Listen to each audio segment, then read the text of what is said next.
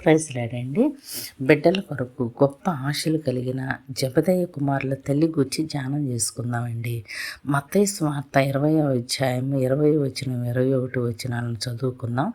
అప్పుడు జెబెదయి కుమారుల తల్లి తన కుమారులతో ఆయన యొద్దకు వచ్చి నమస్కారం చేసి ఒక మనవి చేయబోగా, నీవేమి కోరుచున్నావని ఆయన అడిగాను.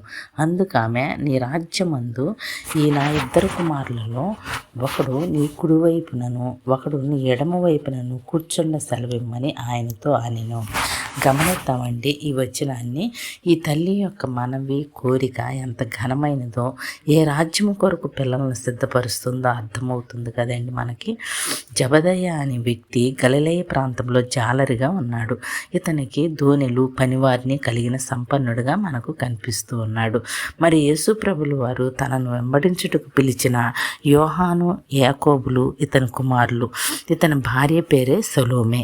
మార్కు సువార్త 15వ అధ్యాయము 40వ వచనము, అలాగే 16వ అధ్యాయము 1వ వచనం ప్రకారం జెబెదయి కుమారుల తల్లి అని ఎక్కువగా పిలువబడిన స్త్రీగా ఉన్నదండి. ఎందుకంటే ఆ దినాల్లో సలోమే అని పేరు కలిగిన మరొక స్త్రీ ఉండేది. ఆమె హేరోదియ కుమార్తె. హేరోదియ ఒక భయంకరమైన స్త్రీగా, బాప్తిజమిచ్చు యోహాను తల నరికించిన స్త్రీగా మనకు తెలుసు. ఈ హేరోదియ కుమార్తె సలోమే. ఈమె తల్లి చేత ప్రేరేపించబడి హీనమైన కోరికను కోరి ఘోరమైన పాపానికి గురైనదిగా మనం బైబిల్ ద్వారా తెలుసుకుంటాము. మరి మనం ఇక్కడ గమనించినట్లయితే తన బిడ్డను స్వార్థం కొరకు వాడుకొని బిడ్డచే నీచమైన కోరికను కోరించిన హేరోది అనే స్త్రీకి, మరి బిడ్డలను వెంటబెట్టుకుని ప్రభు దగ్గరకు వెళ్ళి గొప్ప కోరికను కోరుకున్న జెబెదయి కుమారుల తల్లికి ఎంత వ్యత్యాసం ఉన్నదో మనం గమనించుకుందామండి. ఈ సలోమే ప్రభువును ప్రేమించిన మంచి విశ్వాసిగాను, అణుకువ కలిగిన భార్యగాను, బిడ్డల భవిష్యత్తు కొరకు గొప్ప తలంపులు కలిగిన తల్లిగాను ఉన్నదండి. మరి ఈమె తన ఇద్దరు కుమారులను ప్రభువుకు అప్పచెప్పి ప్రభు యొక్క పరిచర్యలో పోషింపబడుతూ ఉన్నట్లు మనం చదువుకుంటాము. ఈమె తన కుమారులు దేవుని సేవ చేయుట గొప్ప భాగ్యమని ఎంచింది. ఈమె ప్రభు పరిచర్యలో ఉపచారము చేయుచు, ఆయన్ని వెంబడించుచు, ఆయన బోధలు విని ఆధ్యాత్మికంగా మేలు పొందుచూ ఉంది. మరి యేసు ప్రభులు వారు ఆయన మరణ పునరుద్ధానములను గూర్చి బోధించినప్పుడు పరలోకమును, పరలోక మహిమను గుర్తించిన సలోమే తన కుమారులు దేవుని రాజ్యంలో గొప్పవారిగా ఉండాలని ఆశించిందండి. మరి ఈ లోక ఆధిక్యతలు అల్పకాలమైనవి అని, అశాశ్వతమైనవి అని మనం కూడా వాక్య వెలుగులో చూసుకుందాం.